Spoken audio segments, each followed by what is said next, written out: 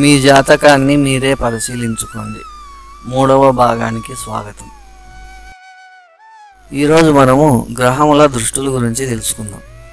మనుషులకు దృష్టులున్నట్టే గ్రహాలకు కూడా దృష్టులుంటాయి. ప్రతి గ్రహం కూడా తానున్న ప్రదేశం నుంచి 7వ ప్రదేశాన్ని చూస్తాయి. భూమి యొక్క బాహ్య గ్రహాలైన కుజ, గురు, శనులకు మాత్రం అదనంగా 2 దృష్టులుంటాయి. కుజునికి 4వ దృష్టి, 8వ దృష్టి ఉంటుంది. గురునికి 5వ దృష్టి, 9వ దృష్టి అదనంగా ఉంటాయి. శనికి 3వ దృష్టి, 10వ దృష్టి అదనంగా ఉంటాయి.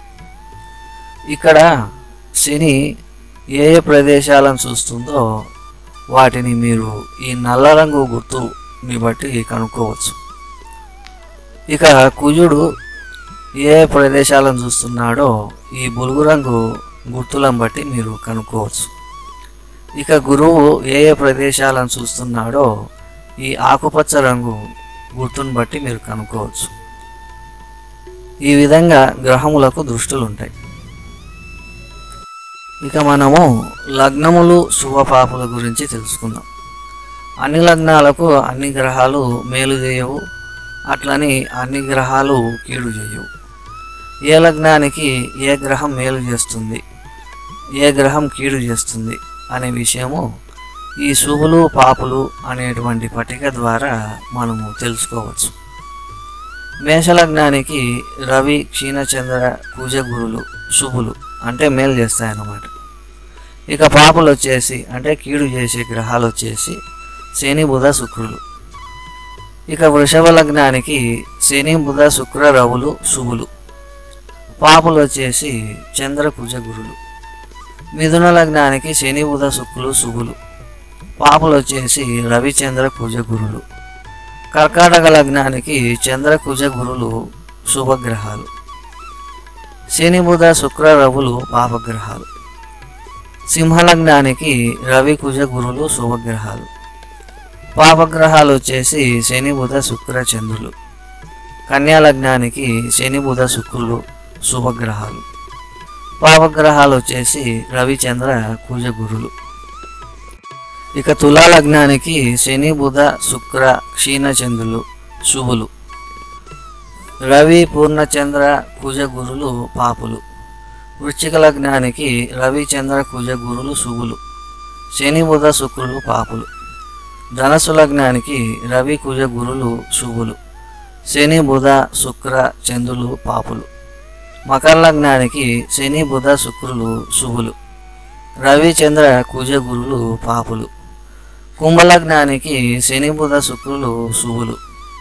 రవి, చంద్ర, కుజ, గురులు పాపులు. మీనలగ్నానికి గురు, కుజ, చంద్రులు శుభులు. శని, బుధ, శుక్ర, రవులు పాపులు. ఈ విధంగా గ్రహముల యొక్క శుభులు, పాపులని బట్టి మనము జాతక చక్రాన్ని పరిశీలించవలసి ఉంటుంది.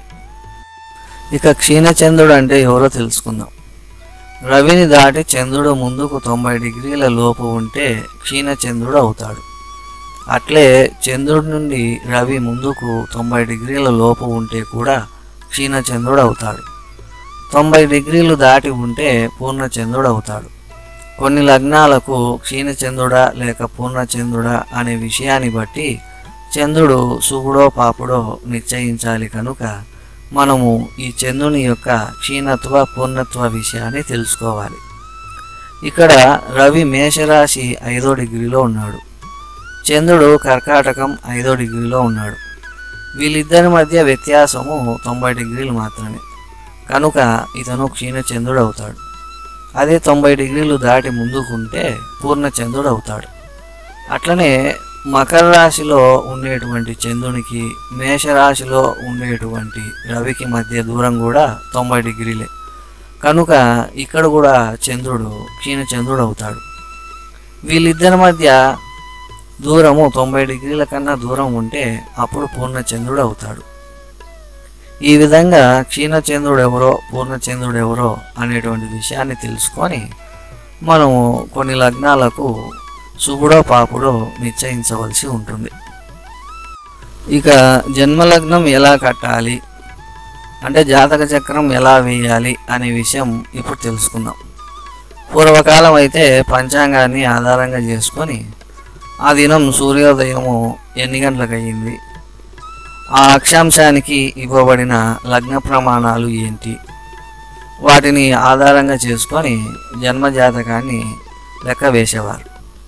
కానీ ఇప్పుడు టెక్నాలజీ అందుబాటులోకి వచ్చింది కనుక ఆస్ట్రోసాఫ్ట్ తెలుగు ఆస్ట్రాలజీ అనే ఆండ్రాయిడ్ యాప్ని మీరు మొబైల్లో డౌన్లోడ్ చేసుకొని దానిని వినియోగించుకొని మీ జన్మ జాతకాన్ని మీరు సులభంగా చూసుకోవచ్చు. దానిని ఎలా వినియోగించాలి అనే విషయం ఇప్పుడు మనం తెలుసుకుందాం. ఈ ఆస్ట్రోసాఫ్ట్ యాప్ని డౌన్లోడ్ చేసుకొని దాన్ని ఓపెన్ చేస్తే దాని యొక్క ఇంటర్ఫేస్ ఇలా ఉంటుంది. ఇక్కడ మనం గమనిస్తే జాతకము, వివాహ మ్యాచింగు, పంచాంగము, గ్రహ ట్రాన్సిస్ట్ అంటే ఇప్పటికిప్పుడు గ్రహస్థితి ఎలా ఉంది అనే విషయం మనం తెలుసుకోవచ్చు. ఇక సెట్టింగులు, నిష్క్రమణ. ఇప్పుడు మనము జాతకం వేయాలి కనుక జాతకం అనేటువంటి దాన్ని క్లిక్ చేయాలి. జాతకాన్ని క్లిక్ చేసిన తర్వాత ఇక్కడ కొన్ని డీటెయిల్స్ మీరు ఇవ్వవలసి ఉంటుంది. మీ పేరు, పుట్టిన రోజు, పుట్టిన సమయము, పుట్టిన ప్రదేశము. ఇక టైం జోన్ అనేది భారతదేశంలో ఉండే వాళ్ళకైతే దీనే మార్చవలసిన అవసరం లేదు.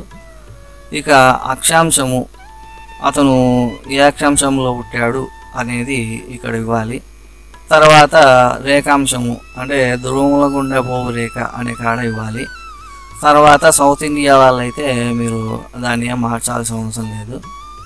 ఇక షో అనేటువంటి దాన్ని కొడితే మీకు జాతకంలోని ప్రధానమైనటువంటి విషయాలు అని ఒక పేజ్ ఓపెన్ అవుతుంది. మనం ఒక ఉదాహరణ జాతకం చూద్దాం. జాతకుని పేరు బాబు, పుట్టినరోజు 20 మే 2000 సంవత్సరం, పుట్టిన సమయం వచ్చేసి 9:29 ఉదయం. ఇక్కడ ఊరు మార్చాలి. తర్వాత ఈ టైం జోన్ అనేది అలాగే ఉంచుకోవాలి.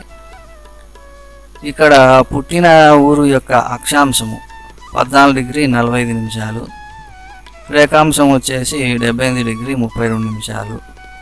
తర్వాత వచ్చేసి ఇక్కడ సౌత్ ఇండియా అని పెట్టుకోవాలి. ఇక తర్వాత షో అని కొడితే జాతకుని వివరాలు వస్తాయి. ఇక్కడ షో అనేటువంటి దాన్ని క్లిక్ చేసిన తర్వాత ప్రధాన వివరాలు అనేటువంటి పేజ్ ఓపెన్ అవుతుంది. ఇక్కడ మన జన్మలగ్నం, రాశి, నక్షత్రం మొదలగు విషయాలు ఉంటాయి. తర్వాత చార్ట్ అనే దాన్ని క్లిక్ చేస్తే మనకు ఈ విధంగా గ్రహకుండలి అనేది వస్తుంది. నవాంశ చక్రం చూడాలంటే ఆరో మార్క్ ఉన్న చోట క్లిక్ చేయాలి. తర్వాత గ్రహస్థానాలు క్లిక్ చేస్తే ఏ గ్రహాలు ఏ నక్షత్రాలలో ఎన్నో డిగ్రీలో ఉన్నాయి, ఏ రాశిలో ఉన్నాయి అనే విషయాలు తెలుస్తాయి. తర్వాత దశా వివరాలు క్లిక్ చేస్తే దశ యొక్క ప్రారంభము, అంతము ఎప్పుడవుతాయి అనేటువంటి విషయం తెలుస్తుంది. మనము శుక్రమహాదశలో అంతర్దశలు చూడాలి అనుకుంటే అక్కడ శుక్ర అనే కాడ క్లిక్ చేయాలి. చేసినప్పుడు ఆ విధంగా శుక్రమహాదశలో అంతర్దశలు చూడవచ్చు. తర్వాత మళ్ళీ తిరిగి దశ చూడాలనుకుంటే కింద దశ అనే కాడ క్లిక్ చేయాలి. తర్వాత మనము పైన ఉండేటువంటి మెనూ బార్లో ఏ విషయం కావాలి అనుకుంటే ఆ విషయాన్ని స్క్రోల్ చేసి మనం చూడవచ్చు. ఈ వీడియోని ఇంతటితో ముగిస్తున్నాను. నేను తెలియజేసిన విషయాలను మీరు నేర్చుకుంటారని ఆశిస్తున్నాను. నెక్స్ట్ వీడియోలో కలుసుకుందాం. అంతవరకు సెలవు. నమస్కారం.